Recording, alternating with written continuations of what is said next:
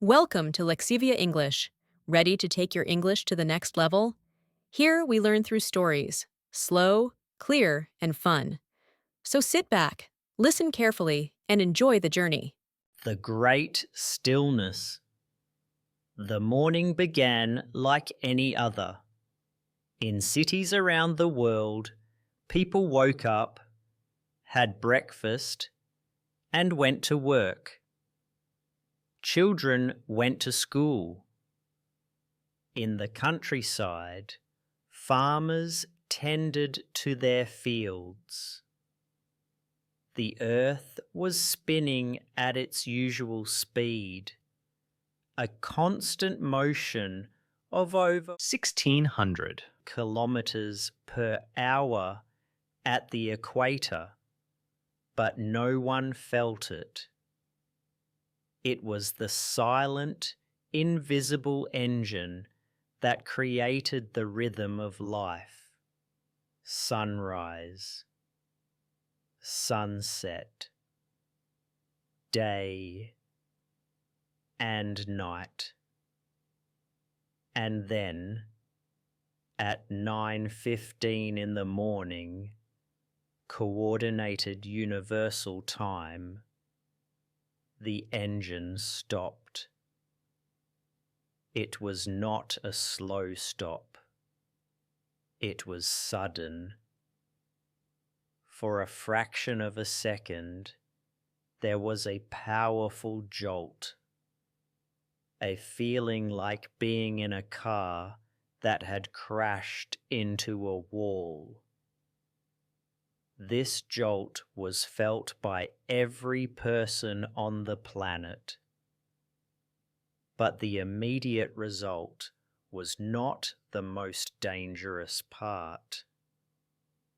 The planet's solid rock had stopped, but its atmosphere, the ocean of air, had not. It continued moving at its original speed. This created a wind that was beyond human imagination. It was not a storm. It was a horizontal wall of air moving at supersonic speeds. This global wind swept across the land, carrying everything with it. Skyscrapers in New York and Shanghai were torn from their foundations and turned into dust. The great pyramids of Egypt, which had stood for thousands of years, were scoured by sand and wind until they were unrecognizable. Forests were flattened and mountains were worn smooth. Everything that was not part of the solid bedrock of the planet was destroyed in a matter of minutes. The sound was a continuous, deafening roar that covered the entire globe before silence fell. The few who survived were those deep underground, in scientific research bunkers or military facilities, protected by many meters of rock and steel. When they finally opened their doors, the world they knew was gone. A world of water and land. In the weeks and months that followed the great stillness, the planet itself began to change shape. For billions of years, the Earth's rotation had caused it to bulge at the equator, creating a slightly flattened sphere. Gravity, now the only major force at play, began to pull the planet back into a perfect sphere. This had a dramatic effect on the world's oceans. The water that was held at the equator by the spinning motion began to move. It was a slow but unstoppable migration of water towards the poles. People watching from the former coastlines of South America, Africa, and Indonesia would have seen the ocean slowly disappear over the horizon. Day by day, the water level dropped, revealing the ocean floor. Shipwrecks, underwater mountains, and strange sea creatures were left on the rapidly expanding dry land. This mass of water collected at the top and bottom of the world. Two new super oceans were formed. A vast northern ocean and a vast southern ocean. Meanwhile, the land around the equator rose from the sea. The continents of Africa, Asia, the Americas, and Australia, which were once separated by thousands of miles of water, were now connected. A single, enormous supercontinent now circled the planet like a belt. It was a barren, muddy, and salty new world, covered in the debris of the old one. The map of the Earth had been completely and permanently redrawn. Endless day and endless night, with the Earth no longer rotating. Its relationship with the sun was fundamentally broken. One half of the planet was now locked in permanent, unending daylight. The other half was trapped in a night that would never end. A day was now 1 year long, as the only thing that changed the sun's position was the Earth's slow orbit around it. On the day side, the sun never moved from its position in the sky. Without the relief of night, the temperature began to climb to unimaginable levels.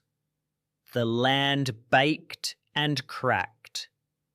All remaining water boiled away, leaving behind vast white salt deserts.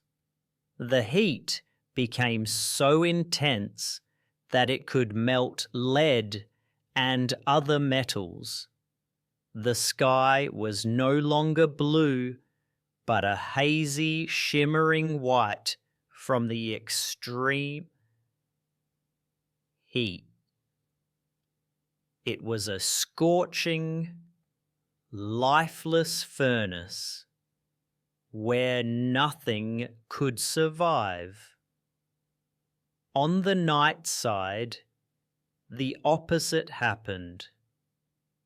Without any warmth from the sun, the temperature fell dramatically. It became colder than the coldest Antarctic winter. The air itself began to cool, and the moisture in it froze, falling as a constant, gentle snow that slowly buried the land in a thick sheet of ice. The stars were brilliant in the black sky, but they offered no warmth. This side of the planet was a silent, frozen tomb. Life was impossible in the extreme heat and the extreme cold. A new life in the Twilight Zone. Between the burning desert of the day side and the frozen wasteland of the night side, there was a narrow strip of land that circled the globe. This was the Twilight Zone, where the sun was always on the horizon. It was a world of perpetual dawn or dusk. In this thin band of land, the temperature was not too hot and not too cold. It was the only place where life was still possible. The survivors from the underground bunkers slowly made their way to this zone. Life here was incredibly difficult.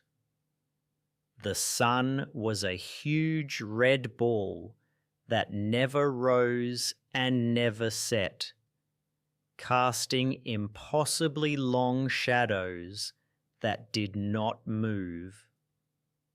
The first challenge was the weather. The enormous difference in temperature between the hot and cold sides created powerful, permanent storms. At the edges of the Twilight Zone, the survivors had to build new homes, mostly underground or in caves, to protect themselves from these constant winds. Growing food was another great challenge. The old seasons were gone. They had to discover which plants could grow in constant low light. They relied on hardy mosses, fungi, and new forms of agriculture like hydroponics, powered by geothermal energy from deep within the Earth.